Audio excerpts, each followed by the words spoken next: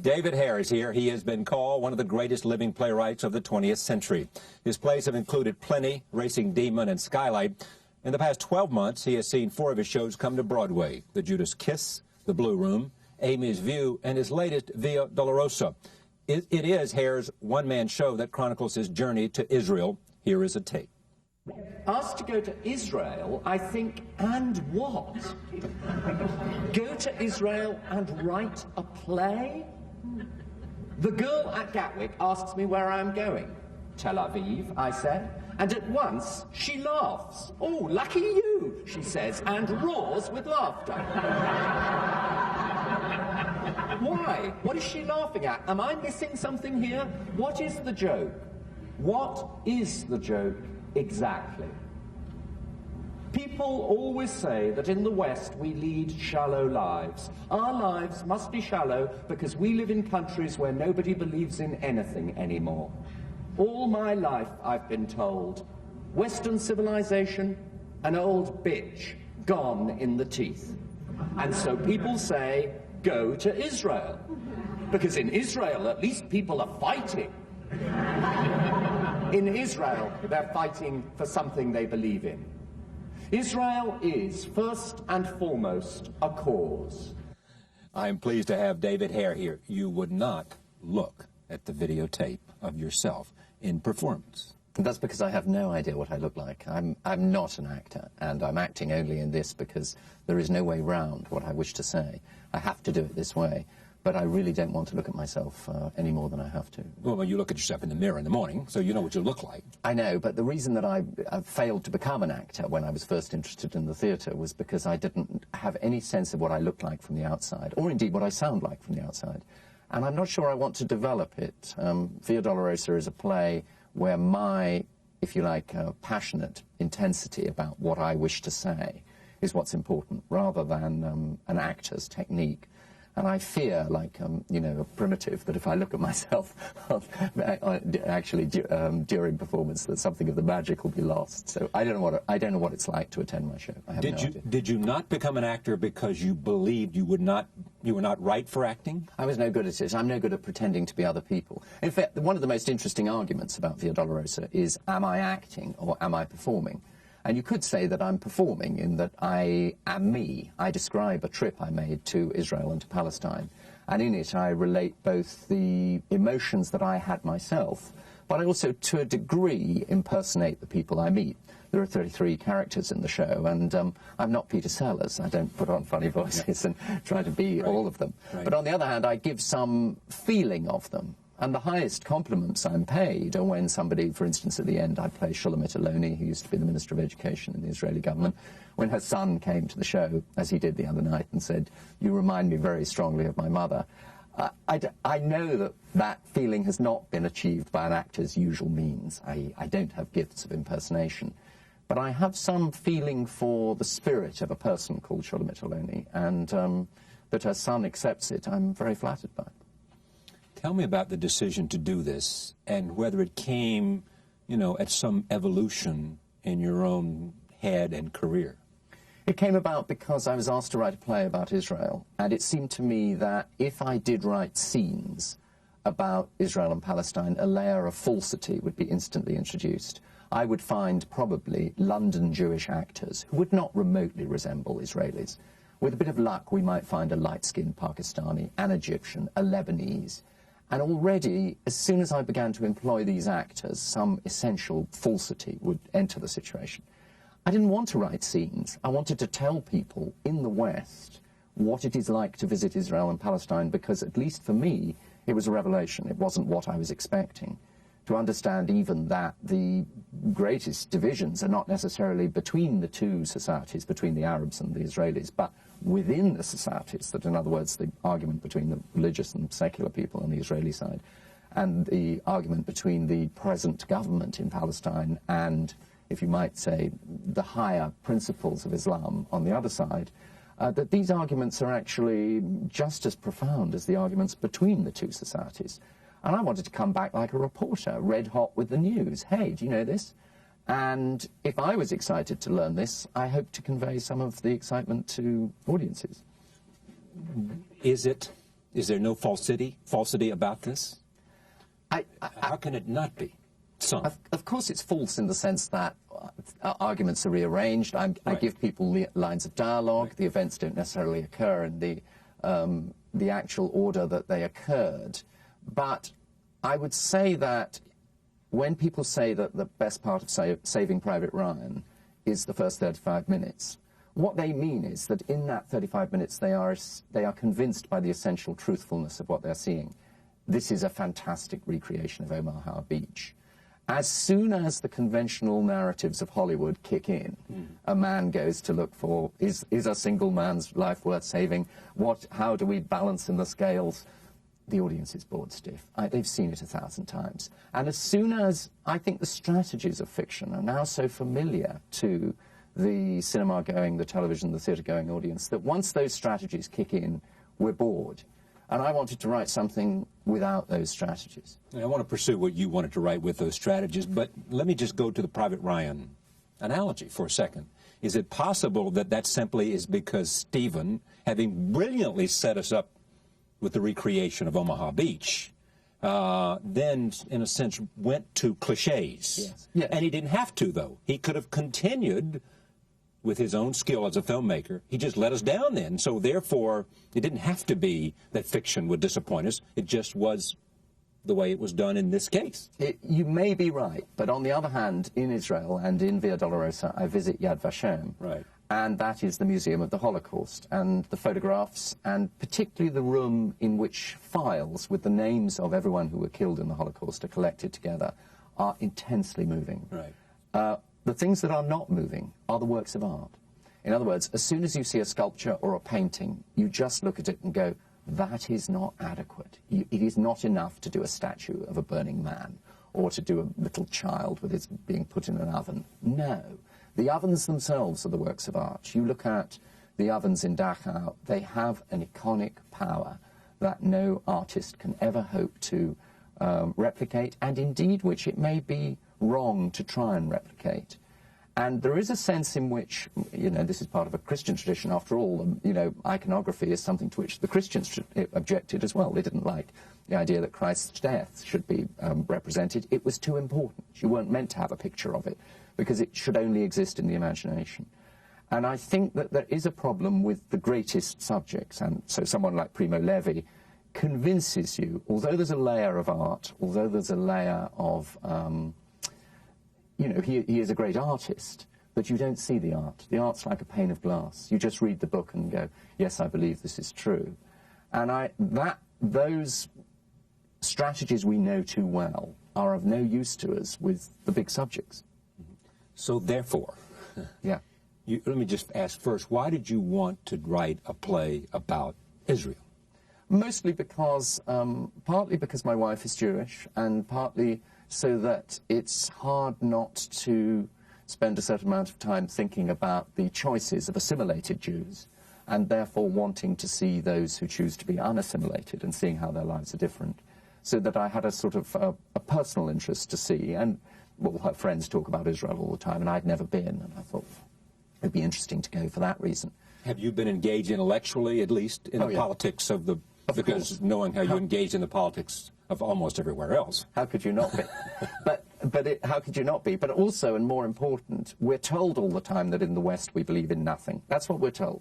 We're told that faith, that we don't lead lives, either where our faith is important or where our faith, more important than that, is tested.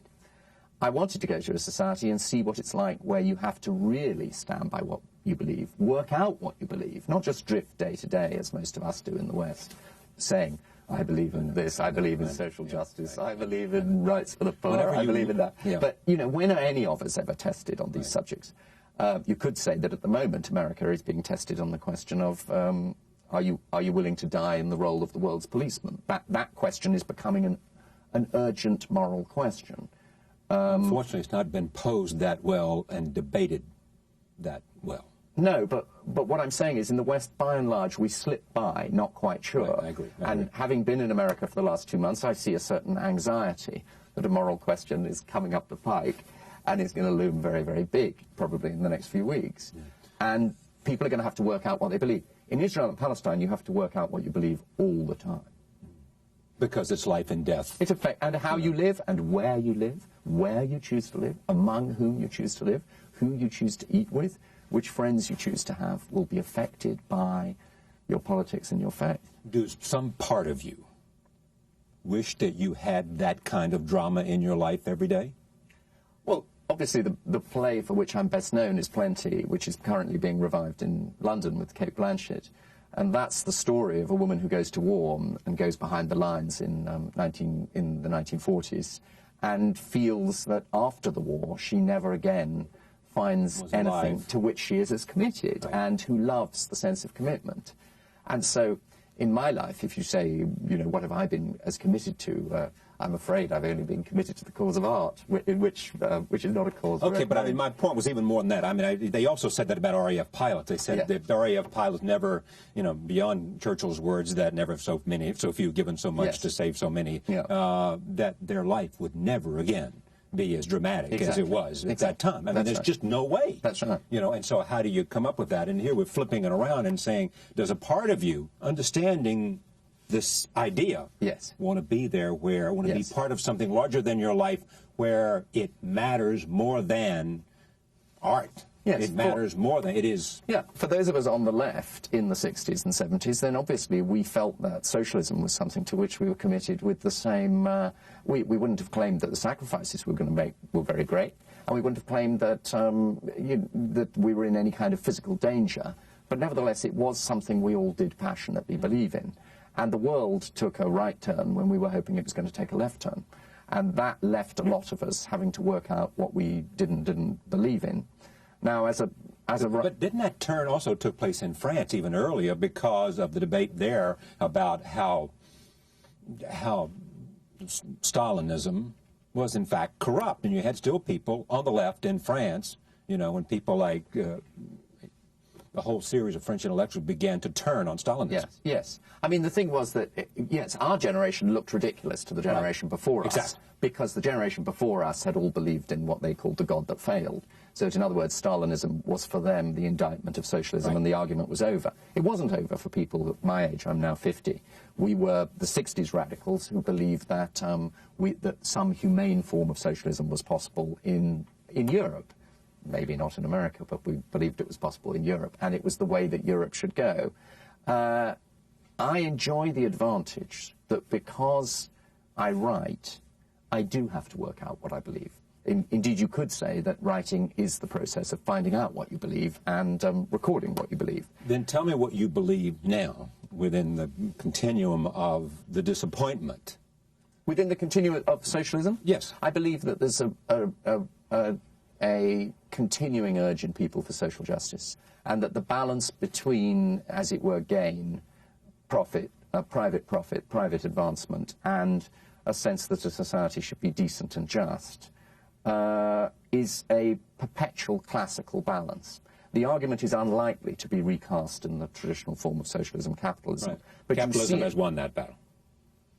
It's enjoying a temporary. It's certainly enjoying it. No, I mean, it seems to me that it has won that battle. Yeah. I mean, you don't have to go, you don't have to say the end of history to make the case. No, you don't have to say the end of history, but you do. But you can see, certainly in Britain at the moment, that raw Thatcherism is something that now disgusts and shames people. People are ashamed of how they behave. Because they view it as cruel. Too many victims. And too many victims. And the gap between the rich and the poor too great. See, and the cost too high.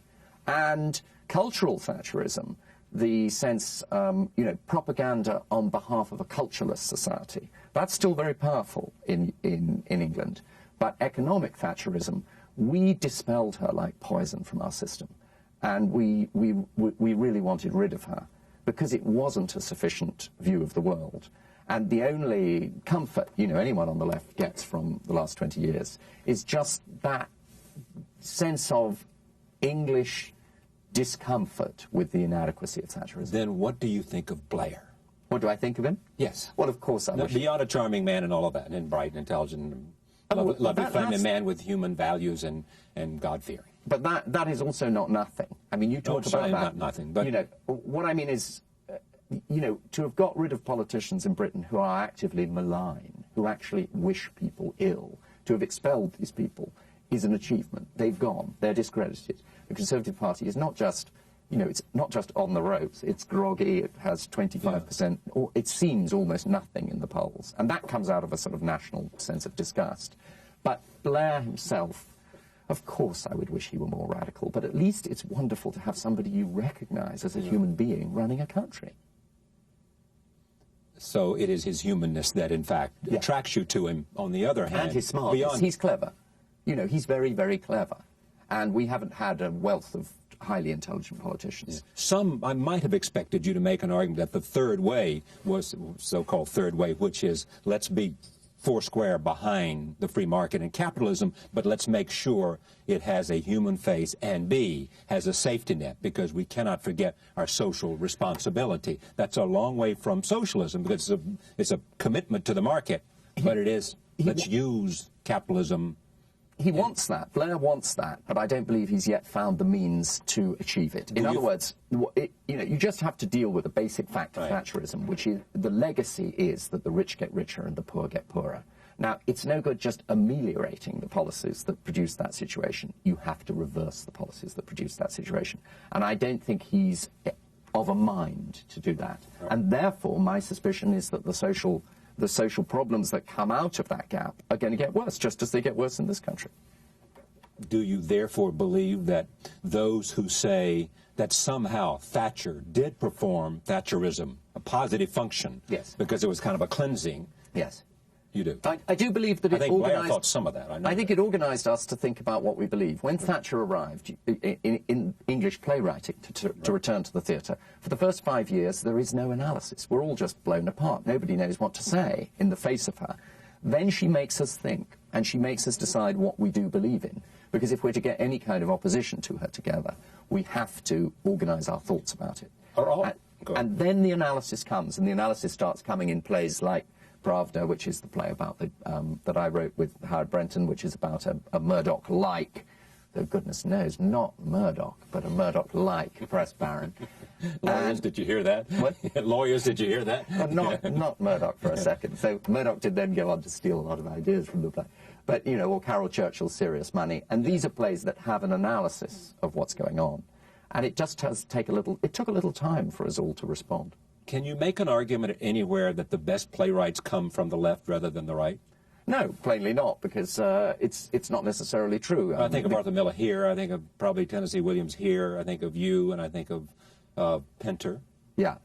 Well, Pinter is a very interesting case in point. He now sees himself as a political writer. When he wrote his greatest plays, he didn't. He looks back on them and sees them as being about struggles for power in society. At the time, he Isn't that political? Yes, but at the time he vehemently denied they were political. Now he says they are political. And they come... But you could also say that plainly in history that some of the greatest, you know, in Shakespeare and in Chekhov, you find a kind of humane neutrality which is very, very empowering to them as writers. Shakespeare has this fabulous mixture of passion and distance. You never know where Shakespeare is. And Chekhov, after all, said that what he wanted to do was hide himself in the trellis work. The characters would be there, but you wouldn't know what he thought. Now, whatever you believe, that may well be the best dramatic strategy. And in Via Dolorosa, Leah Rabin came the other night, who was the wife of Yitzhak Rabin, the murdered leader. And she said to me, she said to somebody else in my dressing room, do you think that David has a hero in this play? And this person in my dressing room said, no, the whole strength of the play is that David's so fair to everybody. That's why it's such a wonderful play, is because you can't work out who David likes. You know, he presents everybody completely equally. And Leah Rabin said, I don't think so. I think my husband is the hero, she said. So what do you think? I thought it was wonderful that she thought that. I do have immense respect for Yitzhak Rabin, but it's true that I do try to put everybody's points of view. What's the point of going to see settlers? What's the point of going to see Arab militants without trying to represent what it is that animates them? That's what theatre does. Yeah, but can't they both be heroes? I mean, does it have to be in the theatre and that you can't have heroes on both sides? You can't have men and women of honor and courage and principle who happen to be in a battle in which principle clash or the interests they serve clash. I think they can both be heroic, can't they? I think it's a misunderstanding that is common about the theatre that attempts to reduce it to journalism. I'm not saying you're doing that, but I'm saying that what generally happens is that people go to a play and say, what is his view? Now, a play is not an article. A play, if I wanted to write an article in which I expressed my view, I would express my view. But actually, in a way, plays get the subject of views out the way in order that we can do something much more interesting. Which is raise the questions. Yeah, but also embody whole lives. Ideas in life are not abstract things. They're embodied in inadequate vessels called human beings. And so the future of Israel and Palestine at the moment depends not just on an argument of ideology or an argument of religion. It depends on who's in office and whether the present incumbent, Netanyahu, which is my strong personal opinion, a man deeply inadequate for leading his country into the next stage of development in the Middle East. So he's certainly not a hero. So he's certainly not a hero. But on the other hand, do I spend any time in the evening bashing Netanyahu? No, it's a complete waste of time. Read an article if you want to see Netanyahu bashed. But if you want to know what it's like going to Israel and Palestine, come to Via Dolorosa. And what will you find? It's a different order of activity. Having this context for taking you to this very point, what will we find? What you will find is societies riven by profound arguments about whether religious people can coexist alongside secular people, and whether Israel should be a religious or a secular state. And on the other side, you will find people arguing about whether it is wise or principled to do deals with a country that cannot decide if it's religious or secular. Am I reducing this to journalism if I ask you if you think Israel is a theocracy?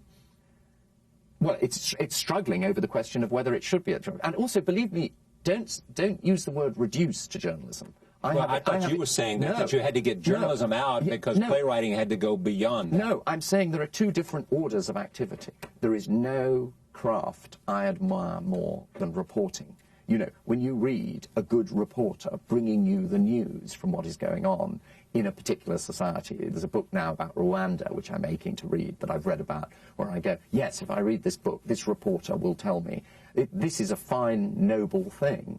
But it's a different thing from what happens when 600 people go into the dark together and examine a dramatization of events together. Then a different order of thing. I'm not saying one is superior or inferior, but I'm saying they're different activities. You want the audience to come away at the end of the time with you and your words and your characters.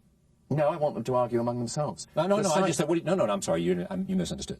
You want them to come away with what, that was the question. What do you want the audience to come away with, having spent this time with you and your characters? I want them to understand points of view to which they were previous, of which they were either ignorant or unsympathetic. I want to cast the argument in a way which they will understand and recognise and believe to be true. And let me just finish. What I most want is what I am getting, which is knots of people arguing on the sidewalk afterwards. I leave the theatre sometimes 45 minutes after the show, and people are still outside discussing what they think I was trying to say, and also discussing among themselves whether I was right in what I was, in the way I portrayed the society.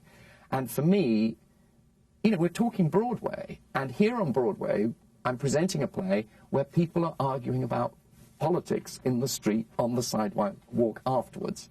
And that, for me, is a wonderful thing. I was going to say, nothing could make you happier. Nothing could make me happier. And also, to me, and I've been involved in New York theatre since 1982. I've been coming here many, many times. This is, I think, my 9th play on Broadway. And for me, the mission of making Broadway a place where people can go for a serious discussion of important subjects, it's a fantastically exciting thing to do. Had Broadway and other places, other venues in whatever city, lost that for a while? And do you sense it coming back? Yeah, it's coming back. There are more serious plays this season. It's great. Arthur Miller talks about something called the general audience. And he says, you know, in 1949, Death of a Salesman goes on, and it attracts the general audience. In other words, people who, not just intellectuals, not just, you know, cognoscenti, not just readers of the New York Review of Books, but a generality of audience comes to see a serious play. Now, I'm getting that audience at Via Dolorosa. I'm getting young kids, I'm getting people who don't go to the theatre. I'm getting an inspiring audience that are very, very exciting to play to.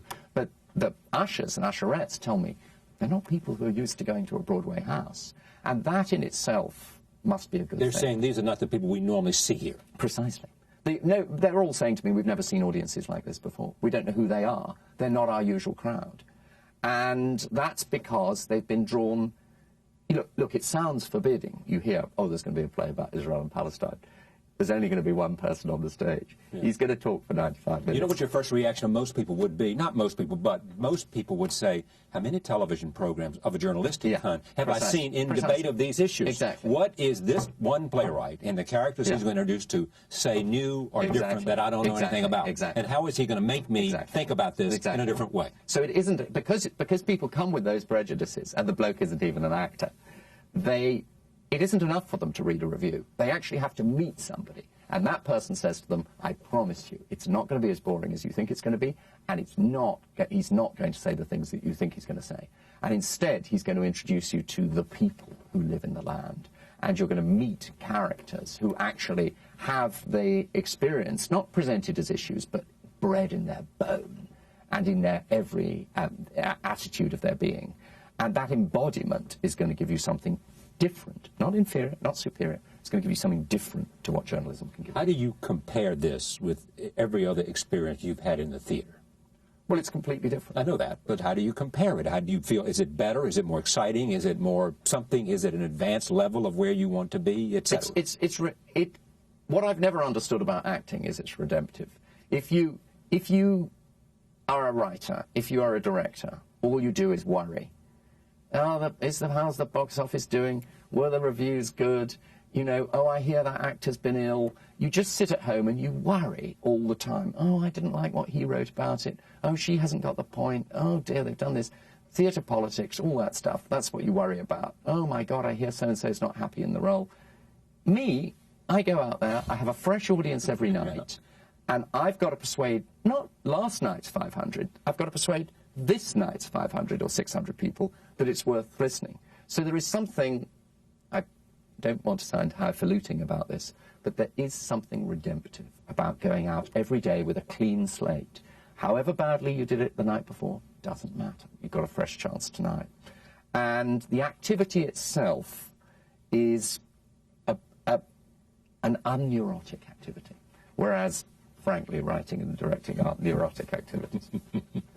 Finally, how did you craft this? Tell us about how you went about putting it together. The actual process? Yeah. Well, when I came back, I told my horrified director, Stephen Daldry, that, who is a very brave man, that I was not going to write a play, but I was going to write a monologue. He said, fine. And then I said, and I want to act it myself. And he said, fine. And then I said, I can't act. Can you teach me to act? And he said, yes. And so I said, great.